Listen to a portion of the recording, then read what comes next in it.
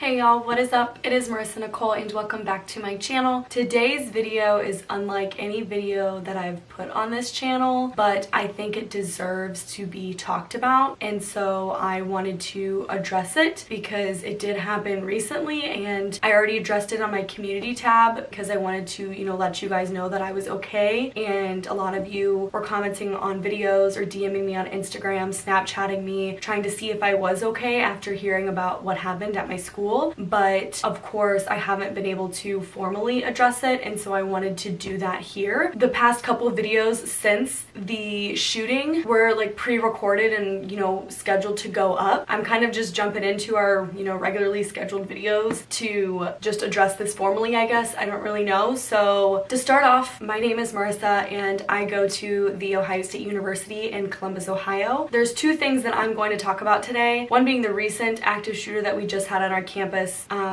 3 days ago on Saturday into Sunday morning, August 24th, 25th. And then I also want to tell another story about a previous active shooting that happened on Ohio State's campus when I was a sophomore here. Because I was indirectly involved in that. And so I just think that this topic in general needs to be talked about, needs to be addressed, because something needs to happen, change needs to happen, and talking about it, telling our stories, maybe will make this a little more real to people who think that we don't need change or that we don't need laws regulating these things. If you're new here, you may not know, but I typically don't get political on this channel, but I will be speaking a little bit on my views on this because I think it's important in this day and age, so sorry. But I guess let's dive into what happened Saturday night. So Saturday night started out just like any Saturday night on Ohio State's campus. It was the first weekend after school was starting, and so there were parties everywhere. There were parties Friday night, Saturday night. Every fraternity was throwing something. Random houses were throwing something. People were going to the bars. Like, it was just a normal weekend at Ohio State. My sorority sisters and I were going to a fraternity party, and then a little bit into the party, probably around 12:30 or so, we decided to leave because we wanted to go to a bar on High Street, which is one of the main streets on Ohio State's campus, which has a ton of bars on it. And so we left the fraternity party, went back to our sorority house first to drop off some of the girls who did not want to come with us and change, go to the bathroom, etc. And then we went down to High Street,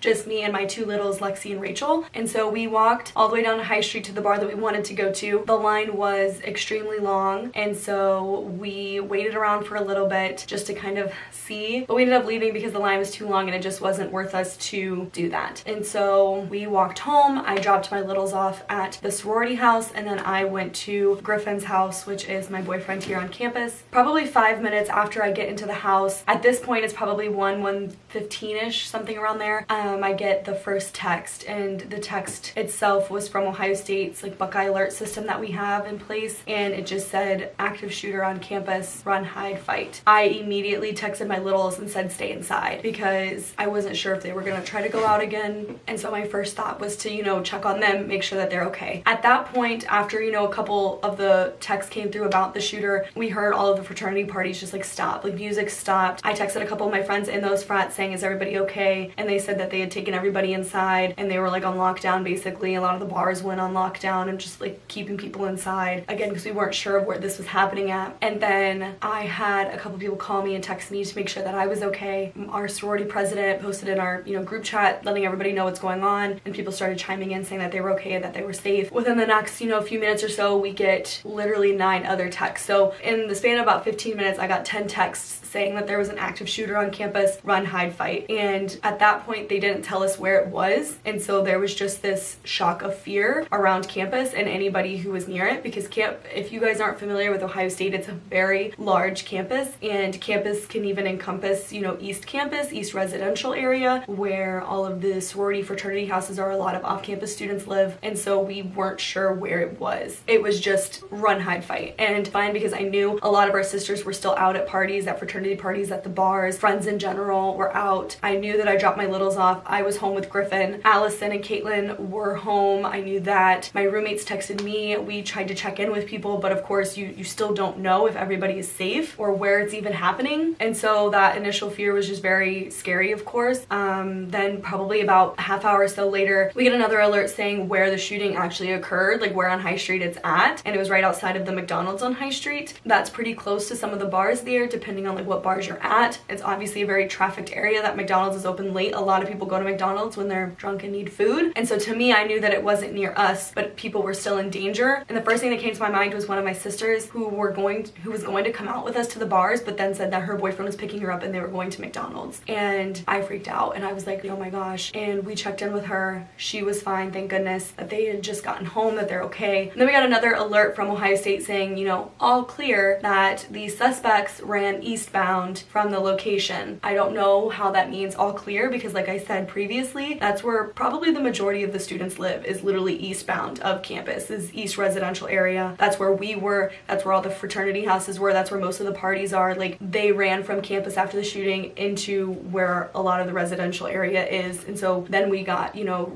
scared basically. We don't know what they're doing, where they're going, where exactly eastbound are they. But Ohio State seemed to think that that was the all clear, because they said that the shooting was targeted. I guess they were led to believe that they weren't going to harm anybody else. I'm not sure, but that's basically what happened on Saturday night. I do appreciate everybody checking in, because I know that it went on the news and everything, and it just kind of warms my heart to think that after seeing that, y'all immediately want to think of me, because you know that I go here, making sure that I'm okay and my friends are okay, and I really appreciate that from y'all. And so I just wanted to kind of address it to let you guys know that we are okay. I had sorority sisters who were at the McDonald's literally minutes before it happened, running down the street that McDonald's is on to get away from it. I know sisters who were trapped in the bars nearby, who were scared of what was going to happen, and I just think that's too scary, it's too close to home, and it's not the first time that this has happened. My sophomore year, I was coming to class like normal, parking in Lane Avenue garage, and I had just gotten out of my car when I saw a couple girls running up the stairs to their cars, and they told me to jump back in my car, and I'm like, why, what's going on? And then I get the Buckeye alert again, where Ohio State said active shooter on campus, run, hide, fight. Again, Ohio State really didn't give us any information on where it was for a while or what's going on. They just said shooter. And so obviously that puts people in a frenzy of just trying to like run somewhere. I was parked in the garage facing campus over by looking at like Fisher and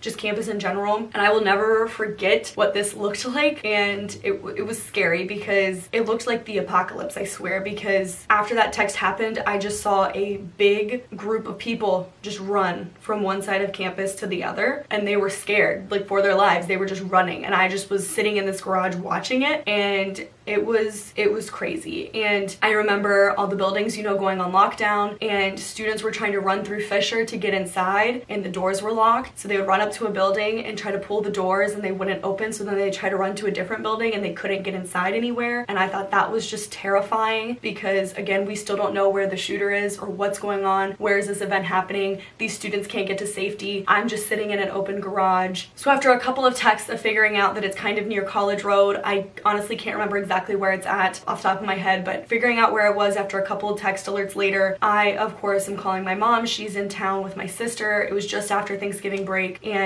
I called them to tell them what was going on and that I was stuck in a garage because there was 2 SWAT vans outside of the garage. My garage was surrounded, and I remember getting out of my car to look over the railing and the SWAT people yelling at me to get back in my car, and I just didn't know what to do.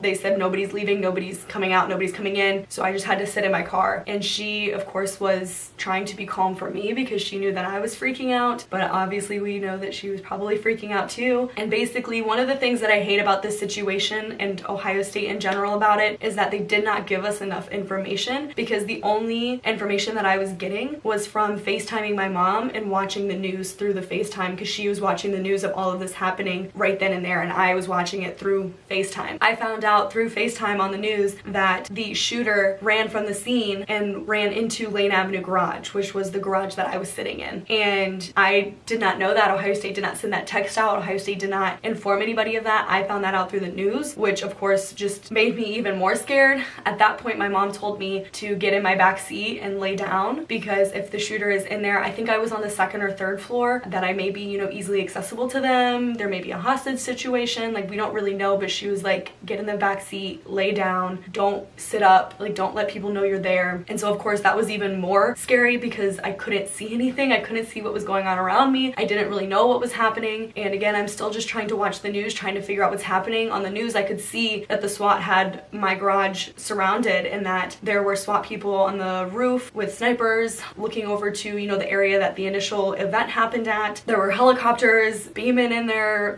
cameras to look into the garage. Like, I was watching me sit in that garage while there was an active shooter in my garage. I was in there for a couple hours just sitting there being scared of not knowing what's gonna happen. I was talking to my mom, my dad, my Aunt Vanetta, like just trying to talk to family, trying to, you know, get things done. And I think one of the most like eerie feelings about this, like it gets me worked up, is that I was talking on the phone with my boyfriend at the time, and I was on the phone with his mom, and his mom started to pray for me over the phone. And I think that's kind of when it hit me that like this is real. Like obviously I knew it was real from the beginning, but I was like, holy shit, I'm in danger. Like something could happen to me right now. And just hearing her pray over me, and she was crying and I was crying, and we were just trying to hope for the best. Like nobody really has information, nothing's happening, like I don't really know. And then after I had just got done talking with my mom informed me that the SWAT was clearing out the garage. They're starting from the roof and going down. So going down through each floor and trying to find people, get them out, find the shooter, like trying to just do things. And so my mom was just like, just stay there, be calm, like they'll get to you soon, they're coming your way, like somebody's coming. And I was just like, okay, like I can sit here, I can wait, hopefully we're okay. And then I called my boyfriend to kind of inform him of that. And then while I was on the phone with him, I hear, you know, shouting from a distance, and they're yelling at me to put my hands up. And I'm assuming it's the SWAT, but of course I'm laying down in my back seat and I cannot see them. And so I throw my phone onto the floor and I put my hands up, and I just immediately start bawling because there was just this like just shock of fear of like, who is this? Like what's going on? I don't know what's about to happen. I can't see anything. And so my hands are just up, and I realized that it's the SWAT because I can see them surrounded my car finally once I kind of sat up, and all of them were in, you know, their full armored gear, rifles, snipers, whatever they are. I'm not a gun expert. Whatever these giant guns are pointed at me, and there was about like 7 or 8 of them, and I was just scared. And they told me to get out of the car. I of course got out of the car, and they made me walk backwards into the middle of like the driving area. They made me spin around, walk backwards to them. They searched me, put me behind a riot shield, and then ran me through the garage over to the stairwell. And at each little section of the stairwell there was another SWAT officer or police officer, and they would grab me, shout that a civilian was coming, and then push me down the stairs to the next officer, who would hide me behind a shield for a little bit, and then shout civilian is coming and push me down until I made it down to the bottom. Mind you, they had me put my hands up. I left my phone in the car. While I was on the phone with my boyfriend, I left everything and I just left. And so I get down to the bottom, the ground level of the garage. There's like 3 or 4 German shepherds sitting there like barking at me, trying to like smell things. I don't know, obviously I don't really know what's going on. I get out, I see all the SWAT cars, the news is there, like everything's happening. They walk me over to Blackwell Inn, which is one of the hotels on campus which is nearby, where they kind of just hold us there for like an hour or 2 while they question us. They ask us if we saw anybody, if we heard anything, if like what's going on, and then we're able to, you know, make phone calls. And so I finally called my mom and I told her that I was okay and that I was in Blackwell, that the SWAT got me out. But at that point she was worried and my boyfriend was worried because he was still on the phone with me. He like stayed on the phone for like an hour or so after I threw the phone because he didn't know what happened. Like he didn't know it was the SWAT. He just heard, when I talked to him later, he told me, I just heard you start bawling, and then I heard the door open and I heard so much rustling, probably because the SWAT searched my car. He was scared that somebody had gotten me, like if